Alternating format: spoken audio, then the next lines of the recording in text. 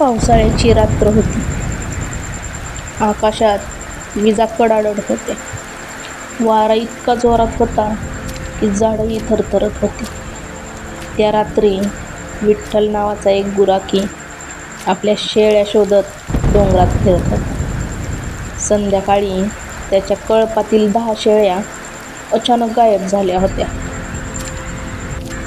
संपूर्ण गाव म्हणायचं आता त्या परत मिळणार नाहीत. पण विठ्ठलच्या ओठांवर फक्त एकच नाव होतं, बाळूमामा. बाळूमामा, माझी लाज तुमच्या हातात आहे. तो रात्रभर भिजत चालत राहिला. अचानक दूर एका खडकाजवळ त्याला रडण्याचा आवाज ऐकू आला. तो जवळ गेला तर एक वृद्ध आजोबा पावसात थंडीने कुडकुडत बसले होते. विठ्ठल क्षणभर थांबला. त्याच्या मनात विचार आला, मी शेळ्या शोधू की आधी यांना वाचू. त्याने क्षणाचाही विचार न करता स्वतःची शाल त्या आजोबांना दिली आणि त्यांना खांद्यावर घेऊन गावात आणलं.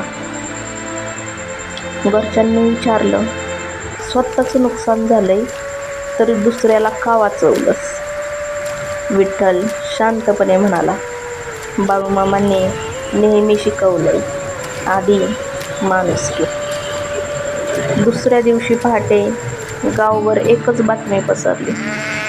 ज्या 10 शेळ्या हरवल्या होत्या त्या गावाच्या बाहेर एका टेकडीवर सुखरूप उभ्या होत्या. एकही कमी नव्हती. विठ्ठल धावतच गेला. शेळ्यांना मिठी मारून तो रडू लागला. तेवढ्यात कालचे तेच वृद्ध आजोबा त्याच्या जवळ आले. हसत म्हणाले, बाळा, संकटात जो दुसऱ्याचा विचार करतो त्याला देव कधीच एकटं सोडत नाही.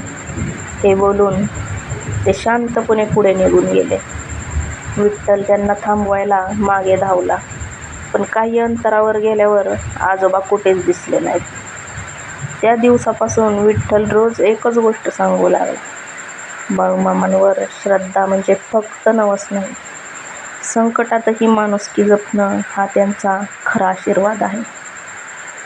कधीकधी बाळूमामा आपल्याला थेट भेटत नाहीत, पण एखाद्या गरजू माणसाच्या रूपाने आपली परीक्षा नक्कीच घेतात. बोला बाळूमामाच्या नावानं चांगलं.